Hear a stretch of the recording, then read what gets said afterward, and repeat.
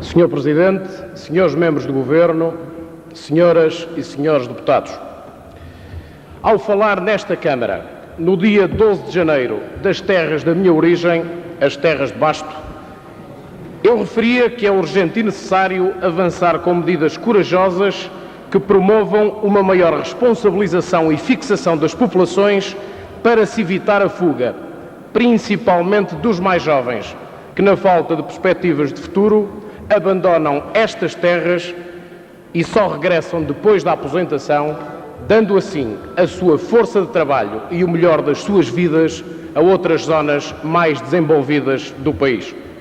Parecendo na altura que, porventura, estaria a levantar problemas específicos de uma determinada zona do interior do nosso país, eu estava, afinal, a levantar problemas nacionais que a todos dizem respeito, pois chamava a atenção para o fosso que ainda separa, do ponto de vista de sacrifícios e vantagens, cidadãos que vivem no litoral dos cidadãos que habitam no interior de Portugal.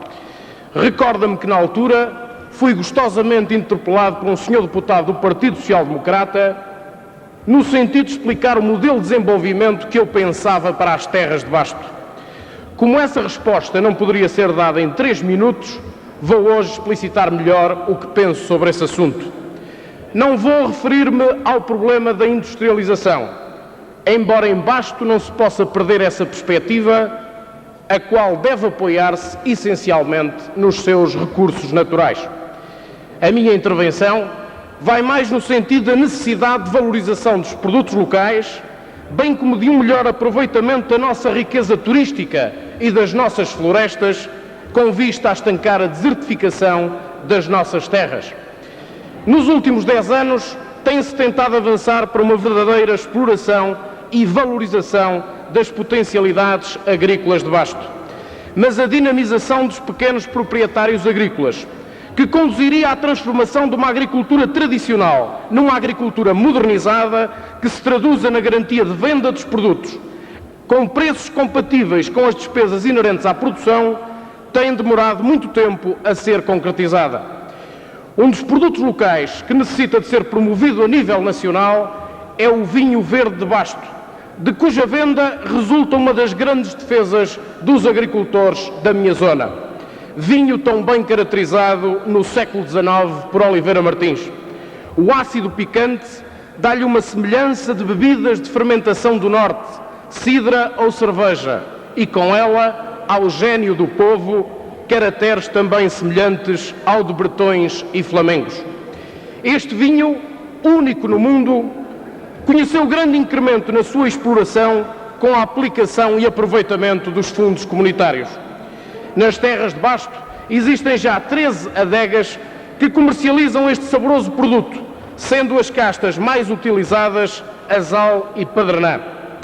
Este extraordinário produto continua a ser trabalhado pelo mesmo povo que herdou a vivacidade, a robustez e a agilidade do transmontano e a paciência, a tenacidade e a persistência do minhoto, e tem por isso resistido ao longo de décadas, não só às intempéries, que lhe dão nos anos a escassez deste maravilhoso néctar, mas ainda a situações menos claras de inundação desta zona por vinhos de outras regiões, quando, noutros anos, há relativa abundância. Outro produto que é necessário valorizar é a carne. Nesta altura, e devido à ação empenhada da Mútua de Basto, a Associação de Agricultores, fundada em 88, com perto de 6.000 associados, distribuídos pelos concelhos de Cabeceiras de Basto, Celurico de Basto, Mondim de Basto e Ribeira de Pena, conseguiu-se a certificação do cabrito das terras altas do Minho, cuja carne de rara qualidade se obtém a partir do cruzamento das raças Bravia e Serrana. As carnes de raça maronesa e barrosã, bem como o mel das terras altas do Minho, com uma história de quase 8 séculos, produzido numa área geográfica constante do despacho 3194 de 17/1 e que abrange todos os concelhos das terras de Basto, constituem produtos de inegável qualidade que necessitam de uma maior valorização. O turismo é outro campo em que muito se pode fazer por esta região, depois de resolvidos os problemas infraestruturais por mim já referidos neste hemiciclo no dia 12 de janeiro. É necessária uma Comissão Regional de Turismo que defenda as raras belezas com que a natureza brinda o Basto, que defenda os trajes, o folclore, a arquitetura dos monumentos e das igrejas, os românticos solares e a gastronomia com o famoso vinho verde de Basto. Até há pouco tempo, os 4 concelhos desta região estavam integrados na Comissão Regional de Turismo da Serra do Marão. Deu-se, entretanto, a saída do Concelho de Ribeira de Pena para a região de turismo do Alto Tâmega. É evidente, e digo com a experiência da autarca de Cabeceiras de Basto, que estas comissões regionais de turismo, devido à sua localização, estão mais vocacionadas para outras zonas do país, que nesta altura são mais acessíveis e dotadas de infraestruturas que não existem em Basto e onde os resultados podem ser obtidos no imediato. Daqui lanço um desafio aos autarcas mais responsáveis dos 4 municípios de Basto, no sentido de se entenderem entre si na fundação de uma verdadeira Comissão Regional de Turismo que defenda os interesses das terras de Basto. No campo agro-silvícola, onde as potencialidades da região são enormes, temos um diagnóstico feito há muito. A floresta em Basto, como noutros pontos do país, sofre de excessivo parcelamento. Pequenas propriedades partidas e repartidas por herdeiros, até cada um ficar com meio hectare, que muitas vezes nem se sabe bem onde é. É necessário mais associativismo e gestão ativa e integrada da floresta. Nos últimos 10 anos, muitos recursos foram gastos na limpeza de dezenas de milhares de hectares de matas, mas tal atitude não é uma solução universal. Se a pequena propriedade próxima, de que muitas vezes nem se sabe bem quem é o proprietário, não estiver limpa, o fogo atinge todos. Estamos em consonância com o Governo sobre a estratégia de gestão florestal sustentada. A floresta deve ser gerida para e com a comunidade, no respeito dos direitos de propriedade e interesses de todos os cidadãos, incluindo os vindouros. A adoção de uma lei de bases da política florestal, aprovada em 96 por unanimidade nesta Assembleia, assim como a resolução do Conselho de Ministros número 2799, de 8 de abril, Plano de Desenvolvimento Sustentável da Floresta Portuguesa, representam marcos importantes nesta nova fase do desenvolvimento florestal português. No entanto, e como bem reconheceu o anterior governo do engenheiro António Guterres, a existência deste quadro não é, por si só, garantia de sucesso para a floresta. Torna-se necessário avançar rapidamente na criação de um processo de melhoria contínua no sistema de prevenção, detecção e combate aos incêndios florestais. Torna-se imperioso e premente utilizar espécies de uso industrial e espécies produtoras de madeira de qualidade na arborização de áreas agrícolas abandonadas. Da mesma forma, o incremento de áreas de vegetação de folhosas autóctones, dispostas entre plantações de crescimento rápido, como pinheiros e eucaliptos, por certo não evitariam os incêndios, mas seguramente criariam barreiras naturais à propagação do fogo, diminuindo assim a área ardida e minorando as consequências ambientais e económicas que tanto prejudicam o país.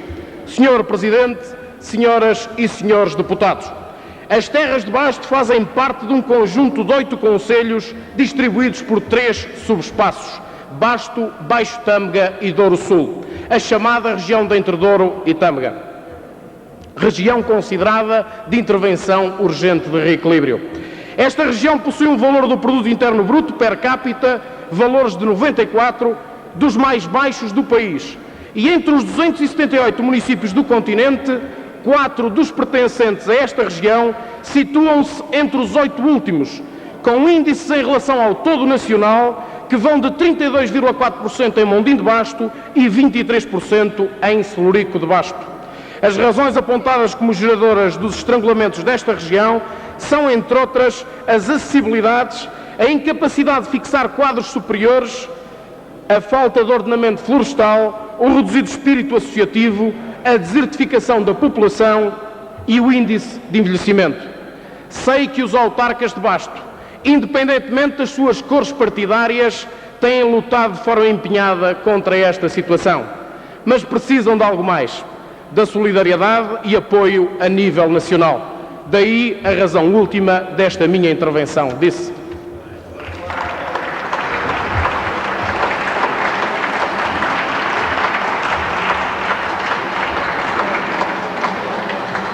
A palavra ao Sr. Deputado Nuno de Melo, para um pedido de esclarecimento ao Sr. Deputado Miguel Teixeira. Muito obrigado, Sr. Presidente, Srs. Deputados.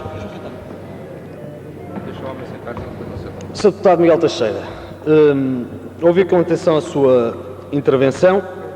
Uma pergunta muito sucinta. Nem só de vinho vive o homem, como compreenderá. E, por outro lado, o Conselho de Cabeceiras de Basto não é, com toda a certeza, representativo de todas as terras de Basto. E nós sabemos que o Governo tem privilegiado essencialmente Cabeceiras de Basto, em detrimento dos restantes Conselhos do Distrito.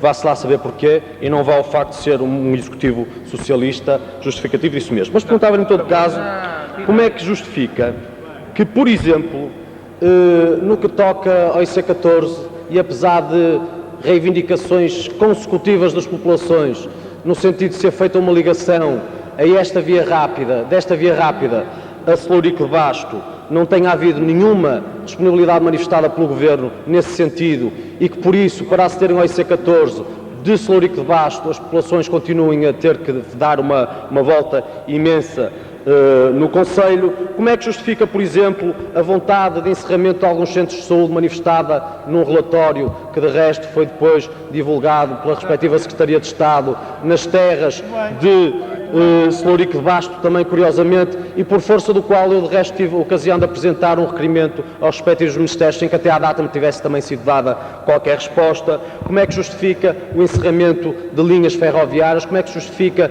a desertificação? Como é que justifica que o sentimento de interioridade seja cada vez mais marcado nas terras de Basto, que não apenas, ou provavelmente que não apenas em Cabeceiras de Basto? Como é que explica tudo isto?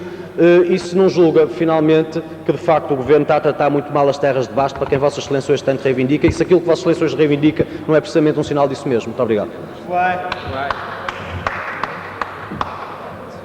Abra o Sr. Deputado Miguel Teixeira para responder. Muito obrigado, Sr. Presidente. Sr. Deputado Nuno Melo, registro e agradeço desde já as amáveis questões que teve a gentileza em colocar-me, mas devo dizer-lhe que Vossa Excelência ou não interpretou bem o sentido das minhas palavras, ou então com certeza andará distraído. Devo dizer-lhe um aspecto que me parece fundamental, Sr. Deputado. O Sr. Deputado falou, em jeito de provocação, que o atual Governo estaria a privilegiar o Conselho de Cabeceiras de Basto em relação aos outros Conselhos das Terras de Basto.